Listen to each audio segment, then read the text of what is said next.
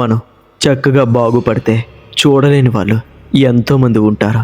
అలానే మహేశ్వరి జీవితంలో జరిగిన ఒక భయంకరమైన సంఘటన ఎప్పటికీ కోలుకోలేని ఒక భయంకరమైన సంఘటనలా మిగిలిపోయింది. అది ఈ స్టోరీలో మీతో పాటు నేనైతే షేర్ చేస్తాను. సో ఎక్కడ స్కిప్ చేయకుండా ఈ వీడియోను చివరి వరకు చూసి మన ఛానల్ని సబ్స్క్రైబ్ చేసుకొని బెల్ని ఆన్లో పెట్టుకోండి. ఇంకా ఎటువంటి ఆలస్యం చేయకుండా స్టోరీలోనికి మనమైతే వెళ్ళిపోదాం. అది 2008వ సంవత్సరం. మహేశ్వరి ఒక చక్కనైన పిల్ల. ఎవరు ఊసు తేదో, ఎవరి జోలికి వెళ్ళదు. ప్రతిరోజు కాలేజ్కి వెళ్ళి తిరిగి బస్సు మీద తన ఇంటికైతే వచ్చేస్తుంది. ప్రతిరోజు చాలా తొందరగా లేచి తన పనులన్నీ పూర్తి చేసుకొని అమ్మకి సహాయం చేసి ఆ తర్వాతే కాలేజ్కి వెళ్తుంది. ఇలా చక్కగా జరిగిపోతున్న రోజుల్లో మహేశ్వరి ఎప్పటిలాగానే ఉదయాన్నే మెల్లగా లేచింది. కానీ కళ్ళు మొత్తం కూడా తిరుగుతున్నట్టు, మొత్తం కూడా చీకటిగా మారిపోతున్నట్టు మహేశ్వరికి అనిపించింది. ఇదేంటి, ఎప్పుడూ లేనిది ఈరోజు కొత్తగా కళ్ళు తిరుగుతోంది అని ఆ రోజు తొందరగా లేవకుండా అలానే తన మంచం మీద పడుకుని ఉంది. మహేశ్వరి ఎప్పుడూ లేచేది, అలాంటిది ఈరోజు ఇంత ఆలస్యమైనా ఇంకా లేవలేదేంటి అని వాళ్ళ అమ్మగారు మహేశ్వరి గదికి వెళ్ళి మహేశ్వరిని లేపుతూ ఉంది. కానీ మహేశ్వరిలో ఉలుకు పలుకు లేదు, అలానే నీరసంగా ఉంది. తల్లి, ఏమైందమ్మా, ఏంటి నీరసంగా ఉన్నావు ఈరోజు అని వాళ్ళ అమ్మగారు అలానే లేపుతూ ఉన్నారు. మహేశ్వరి మాత్రం మెల్లగా, చాలా మెల్లగా కళ్ళు తెరిచి, అమ్మ ఎందుకో తెలీదు, ఒళ్ళు మొత్తం బాగా పీకులుగా ఉంది, ఏమవుతుందో నాకు అర్థం కావడం లేదు, మొత్తం చీకటిగా కనిపిస్తోంది అని మహేశ్వరి తన అమ్మగారితో చెప్పింది. అంతే, ఇంకా మహేశ్వరి వాళ్ళ అమ్మగారు తొందరగా పైకి లేచి వాళ్ళ నాన్నని తీసుకుని వచ్చింది. మహేశ్వరి వాళ్ళ నాన్న లోపలికి రాగానే ఎందుకో తెలీదు అతని మనసంతా ఒక్కసారిగా వణికినట్టయింది. ఏమైంది, పిల్లకి ఏమైంది అని వెంటనే మహేశ్వరి దగ్గరికి వెళ్ళి మహేశ్వరిని పైకి లేపి, ఏమైందమ్మా, ఎందుకంత నీరసంగా ఉన్నావు అని అడిగాడు. మహేశ్వరి తన నాన్నకి కూడా మొత్తం జరిగింది చెప్పింది. సరే, ఏదో దిష్టి పడినట్టుంది, ఓసే పిల్లకి దిష్టి తీయు అని అతను చెప్పి బయటికి వెళ్ళి డాక్టర్ని తీసుకొని వచ్చాడు. ఈలోపు మహేశ్వరిని బయట కూర్చోపెట్టి మహేశ్వరి వాళ్ళ అమ్మ బాగా దిష్టి తీసి ఆ దిష్టిని పడేసి పద అని లోపలికి తీసుకొని పోయింది. కానీ దిష్టి తీసినా సరే తనలో ఎలాంటి మార్పు కూడా లేదు, అలానే చాలా నీరసంగా ఉంది. ఆ తర్వాత డాక్టర్ అయితే వచ్చి ఇంజెక్షన్స్ వేసి ట్యాబ్లెట్స్ కూడా ఇచ్చారు. అవన్నీ వాడుతున్నా సరే మహేశ్వరిలో ఎలాంటి తేడా కూడా లేదు. అసలు ఏమవుతుంది పిల్లకు, సడన్గా ఇలా రావడం ఏంటి అని వాళ్ళిద్దరూ కూడా చాలా కంగారు పడుతూ ఉన్నారు. ఎందుకంటే వాళ్ళిద్దరికీ కూడా ఉన్నది తనొక్కడితే. అందుకే వాళ్ళైతే అలానే కంగారు పడుతూ ఊరి చివరిలో ఉన్న ఒక పూజారి వద్దకు వెళ్ళి జరిగిన విషయాన్ని మొత్తం చెప్పి ఆయన్ని ఇంటికి తీసుకుని వచ్చారు. ఆయన ఇంటిలోనికి అడుగు పెట్టగానే ఏదో తెలిసినట్టుగా ఇంటి మొత్తాన్ని క్షుణ్ణంగా గమనించి, ఏదో జరిగింది, జరగకూడనిది, ఏదో ఒక భయంకరమైన తంత్రం మీ బిడ్డ మీద జరిగింది అని అన్నాడు. అంతే, ఆయన మాట అనగానే ఒక్కసారిగా ఇద్దరి గుండెలు జల్లుమని వణికాయి. ఏంటి స్వామి, ఏంటి మీరు మాట్లాడేది, మా పిల్ల మీద తంత్రం జరిగిందా, ఏంటి మీరు మాట్లాడేది అని అడిగారు. అవును, మీ పిల్ల మీద ఏదో చేతబడి తంత్రం జరిగింది, అందుకే మీ పిల్ల అలా అయిపోతుంది అని ఆయన కళ్ళు మూసుకొని చెప్పారు. ఏంటి, చేతబడి తంత్రం జరిగిందా, ఏంటండి మీరు మాట్లాడేది, మా పిల్లని ఇప్పుడు ఎలా కాపాడుకోవాలి, అయినా మా బిడ్డ మీద ఎవరి భయంకరమైన తంత్రం చేశారో అని వాళ్ళ అమ్మ అడిగేసరికి ఆయన మాత్రం దానికి ఎటువంటి సమాధానం చెప్పలేదు. అదంతా ఇప్పుడు కాదు, ముందు మీ పిల్లని రక్షించుకోవాలి, దానికి నేను చెప్పింది చేయండి అని ఆయనైతే ఇంట్లోనికి వచ్చి కూర్చున్నాడు. ఆ తర్వాత మహేశ్వరిని ఆయన ముందు తీసుకుని వచ్చి కూర్చోపెట్టారు. మహేశ్వరి ఆయన కళ్ళల్లోనికి చూడగానే ఎందుకో తెలీదు మహేశ్వరి యొక్క చేతి వేళ్ళు వణికిపోతున్నట్టు అయింది. ఒంటి మీద ఉన్నటువంటి వెంట్రుకలు ఒక్కసారిగా నెక్కబొడుచుకున్నట్టు కోపంగా చూస్తోంది. మా మహేశ్వరి, ఏమైంది?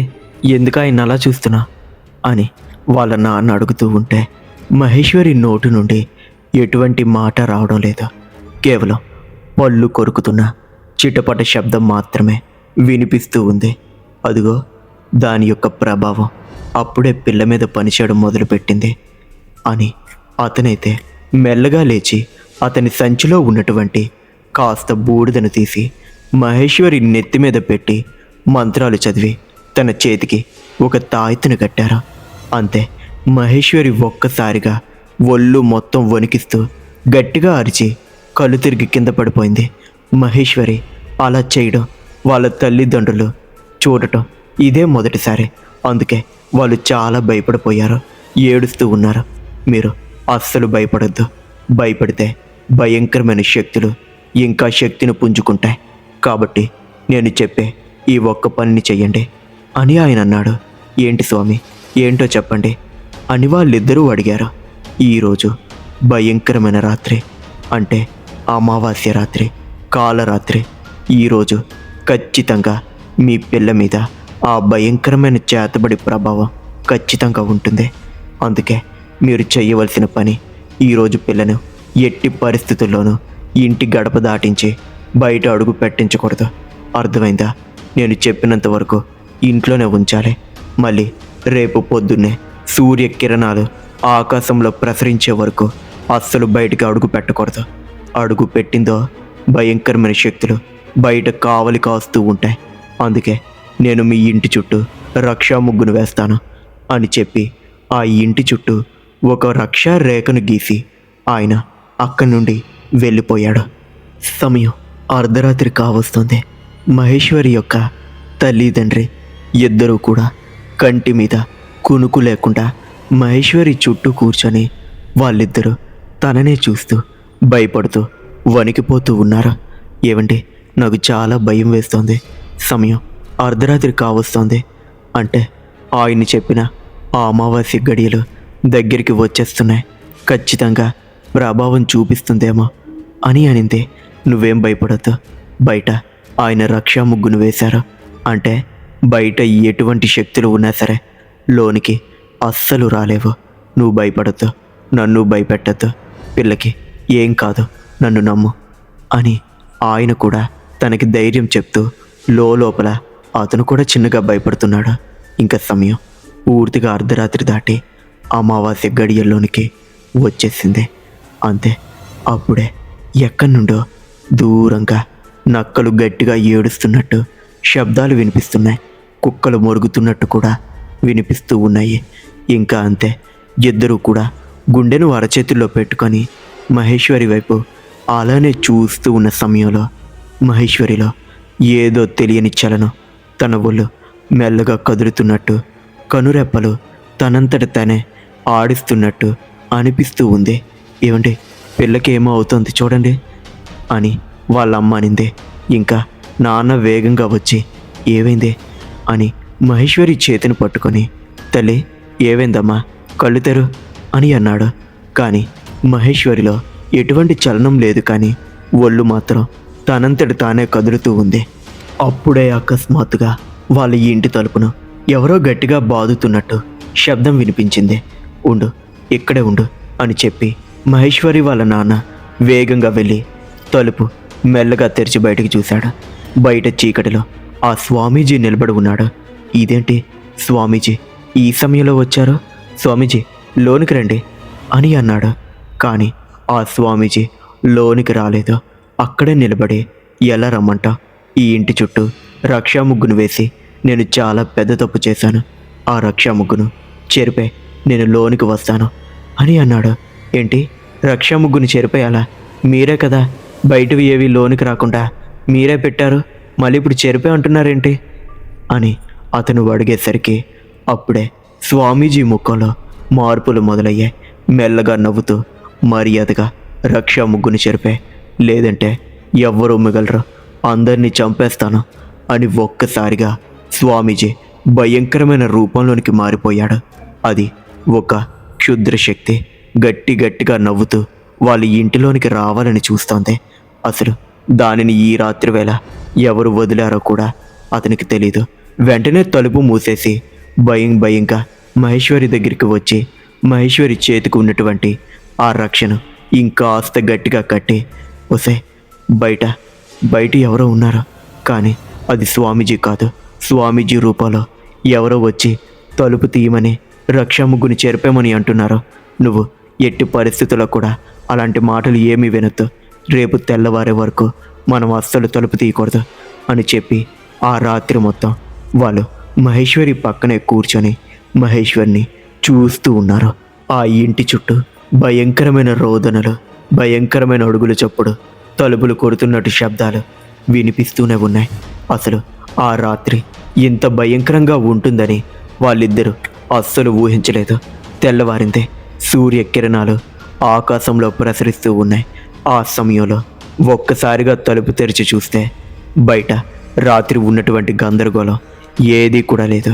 హమయ్య అని అనుకుంటూ మహేశ్వర్ని మాత్రం బయటకు తీసుకుని రాలేదు. కాస్త సమయం గడిచిన తర్వాత ఆ స్వామీజీ మళ్ళీ వచ్చారు. స్వామీజీని చూడగానే ఇద్దరూ భయపడిపోయారు. ఎందుకు భయపడుతున్నారు అని స్వామీజీ అడిగారు.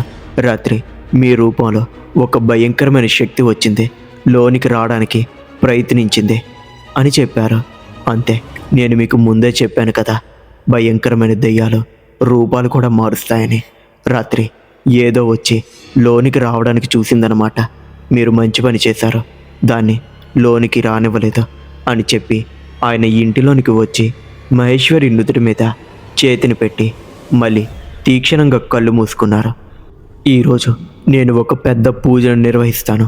ఆ పూజలో మహేశ్వరిని కూర్చోపెట్టి భయంకరమైన తంత్రాలు చేసి చేతబడిని ఎలా అయినా సరే తిప్పి కొడతాను అని చెప్పి ఆ రోజు రాత్రి తను ఒక భయంకరమైన పూజను పెట్టి ఆ పూజలో మహేశ్వరిని కూర్చోపెట్టి మహేశ్వరి మీద పువ్వులు చల్లి, కుంకుమ చల్లి, పసుపును చల్లి మంత్రాలు పఠిస్తూ గట్టిగా అరుస్తూ ఉన్నారు. ఇంకా అంతే, మహేశ్వరిలో నుండి ఒక భయంకరమైన నల్లటి పొగ బయటికి వచ్చి వేగంగా పోయింది. అంతే, దానిని చూసినటువంటి తల్లిదండ్రులు ఇద్దరూ కూడా గజగజ వణికిపోయారు. ఆ తర్వాత మహేశ్వరి అక్కడికక్కడ కళ్ళు తిరిగి కింద పడిపోయింది. తర్వాత పూజ అయితే అయిపోయింది, కానీ వాళ్ళిద్దరి మనసులో భయం మాత్రం అలానే ఉండిపోయింది. స్వామి, ఇప్పుడేమైంది? అది వెళ్ళిపోయింది కదా, మళ్ళీ వస్తుందంటారా అని అడిగారు. లేదు, అది మరింక రాదు. ఎవరైతే చేతబడి చేయిస్తున్నారో వాళ్ళిద్దరి మీద అది దాడి చేస్తుంది, చంపేస్తుంది. చంపే వరకు నిద్ర పట్టదు. ఎందుకంటే చేతబడి తిప్పి కొట్టింది కాబట్టి వాళ్ళకే ప్రమాదం అని అనుకొని ఆయనైతే అక్కడి నుండి వెళ్ళిపోయారు. సరిగ్గా 2 రోజులు గడిచిన తర్వాత మహేశ్వరి యొక్క దూరపు చుట్టాల్లో ఒకరు మరణించారు అని వాళ్ళకైతే వార్త వచ్చింది. ఇంకా అంతే, వాళ్ళిద్దరికీ అర్థమైపోయింది. ఆ దూరపు చుట్టాలైనటువంటి వాళ్ళ బంధువులు వీళ్ళ మీద చేతబడి చేశారు అని. అప్పటి నుండి బంధువులు ఎవ్వరితో కూడా అస్సలు మాట్లాడటం లేదు. ఇంకా అక్కడి నుండి కూడా వాళ్ళు దూరంగా వెళ్ళిపోయారు. అసలు వీళ్ళను నమ్మకూడదు అని నిశ్చయించుకున్నారు కూడా. అప్పటి నుండి వాళ్ళైతే సంతోషంగానే ఉన్నారు. కానీ ఎందుకు వాళ్ళు తమ కూతురు మీద చేతబడి ప్రయోగించారో వాళ్ళకిప్పటికీ తెలియదు. ఎందుకంటే వాళ్ళ మధ్య ఆస్తి గొడవలు లేవు, భూమి గొడవలు లేవు. మరి కారణం లేకుండా ఎందుకు చేశారో వాళ్ళకి ఎప్పటికీ తెలియని ఒక ప్రశ్నలాగే మిగిలిపోయింది. చూశారు కదా, ఇది ఇవాల్టి స్టోరీ. ఇలాంటి థ్రిల్లింగ్ హారర్ స్టోరీస్ కోసం ఇప్పుడే మన వైవి దెయ్యాల దారి ఛానల్ని సబ్స్క్రైబ్ చేసుకొని బెల్ని ఆన్లో పెట్టుకోండి. మరొక స్టోరీతో మళ్ళీ కలుద్దాం. అంతవరకు సెలవు. ఉంటాను.